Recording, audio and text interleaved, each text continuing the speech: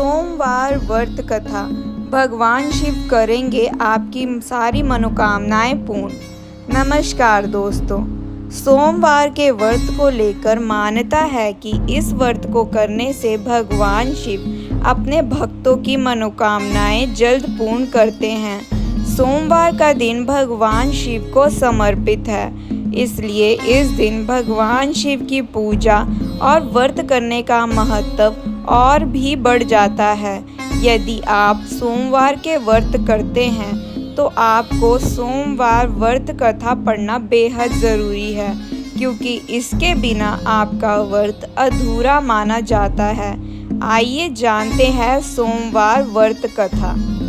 देवों के देव महादेव बहुत ही भोले माने जाते हैं, इसलिए उनका एक नाम भोलेनाथ भी है। पौराणिक कथा के अनुसार भगवान शंकर को प्रसन्न करने के लिए किसी भी तरह के खास विशेष पूजन की आवश्यकता नहीं होती, क्योंकि कहा जाता है वो तो भोले हैं और भक्त की मन से ही की गई क्षणिक मात्र की भक्ति से ही वह प्रसन्न हो जाते हैं।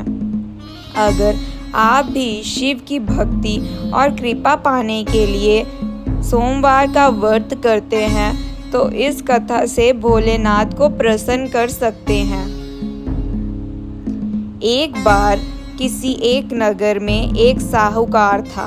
उसके घर में धन की कोई कमी नहीं थी, लेकिन कोई संतान ना होने के कारण वह बहुत दुखी था। संतान प्राप्ति के लिए वह हर सोमवार को व्रत रखता था। पूरी श्रद्धा के साथ शिव मंदिर जाकर भगवान शिव और माता पार्वती की पूजा करता था। उसकी भक्ति देखकर एक दिन माँ पार्वती प्रसन्न होकर भगवान शिव से साहूकार की मनोकामना पूर्ण करने का निवेदन किया। पार्वती जी के आग्रह पर भगवान शिव ने कहा, हे पार्वती, इस संसार में हर प्राणी को उसके कर्मों का फल मिलता है और जिसके भाग्य में जो होना है उसे वो भोगना ही पड़ेगा। लेकिन पार्वती जी ने साहूकार की भक्ति देखकर उसकी मनोकामना पूर्ण करने की इच्छा व्यक्त की। माता पार्वती के आग्रह पर शिव जी ने साहूकार को पुत्र रूपी वरदान तो दिया, लेकिन उन्होंने बताया कि यह बालक 12 वर्ष तक ही जीवित रहेगा। माता पार्वती और भगवान शिव की बातचीत को साहूकार सुन रहा था, इसलिए उसे ना तो इस बात की खुशी थी ना ही दुख। वो पहले की ही भांति शिव जी की पूजा करता रहा। कुछ समय के बाद साहूकार की पत्नी ने एक पुत्र को जन्म दिया। जब वह बालक 11 वर्ष का हुआ तो उसे पढ़ाने के लिए काशी भेज दिया गया। साहूकार ने पुत्र के मामा को बुलाकर उसे बहुत सारा धन देते हुए कहा कि तुम इस बालक को काशी विद्या प्राप्त के लिए ले जाओ। कुछ लोग रास्ते में यज्ञ कराते जाना और ब्राह्मणों को भोजन दक्षिणा देते हुए जाना। दोनों मामा भांजे इसी तरह यज्ञ कराते और ब्राह्मणों को दान दक्षिणा देते काशी नगरी निकल पड़े। इस दौरान रात में एक नगर पड़ा, जहां नगर के राजा की कन्या का विवाह था। लेकिन जिस राजकुमार से उसका विवाह होने वाला था वह एक आंख से काना था। राजकुमार के पिता ने अपने पुत्र के काना होने की बात को छुपाने के लिए सोचा क्यों ना उसने साहूकार के पुत्र को दूल्हा बनाकर राजकुमारी से विवाह करा दूं। विवाह के बाद उसको धन देकर विदा कर दूंगा और राजकुमारी को अपने नगर ले आऊंगा। लड़के को दूल्हा के वस्त्र पहनाकर राजकुमारी से विवाह करा दिया गया। साहूकार का पुत्र ईमानदार था। उसे यह बात सही नहीं लगी, इसलिए उसने अवसर पाकर राजकुमारी के दुपट्टे पे लिखा कि तुम्हारा विवाह तो मेरे साथ हुआ है, लेकिन जिस राजकुमार के संग तुम्हें भेजा जाएगा वह एक आँख से काना है। मैं तो काशी पढ़ने जा रहा हूँ। जब राजकुमारी ने चुन्नी पर लिखी बातें पढ़ी तो उसने अपने माता पिता को यह बात बताई। राजा ने अपनी पुत्री को विदा नहीं किया, फिर बारात वापस चली गई। दूसरी ओर साहूकार का लड़का और उसका मामा काशी पहुँचे और वहां जाकर उन्होंने यज्ञ किया। जिस दिन लड़का 12 वर्ष का हुआ उसी दिन भी यज्ञ का आयोजन था। लड़के ने अपने मामा से कहा कि मेरी तबीयत कुछ ठीक नहीं लग रही। मामा ने कहा तुम अंदर जाकर आराम कर लो।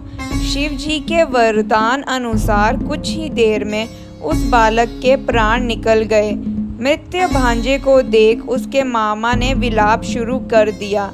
संयोगवश उसी समय शिव जी और माता पार्वती उधर से जा रहे थे। पार्वती माता ने भोलेनाथ से कहा, स्वामी मुझे इसके रोने के स्वर सहन नहीं हो रहे, आप इस व्यक्ति के कष्ट को अवश्य दूर करो।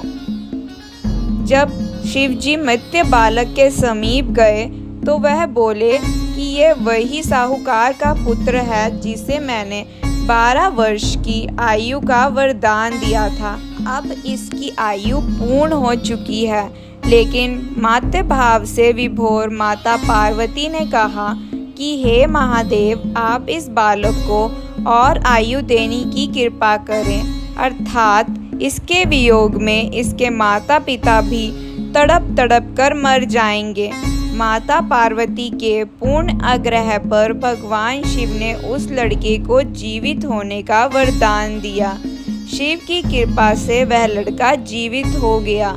शिक्षा पूरी करके लड़का मामा के साथ अपने नगर की ओर वापस चल दिया। दोनों चलते हुए उसी नगर में पहुँचे जहाँ उसका विवाह हुआ था। उस नगर में भी उन्होंने यज्ञ का आयोजन किया। उस लड़के के ससुर ने उसे पहचान लिया और महल में ले जाकर उसकी खातिरदारी की और अपनी पुत्री को विदा किया। इधर साहूकार और उसकी पत्नी भूखे प्यासे रहकर बेटी की प्रतीक्षा कर रहे थे।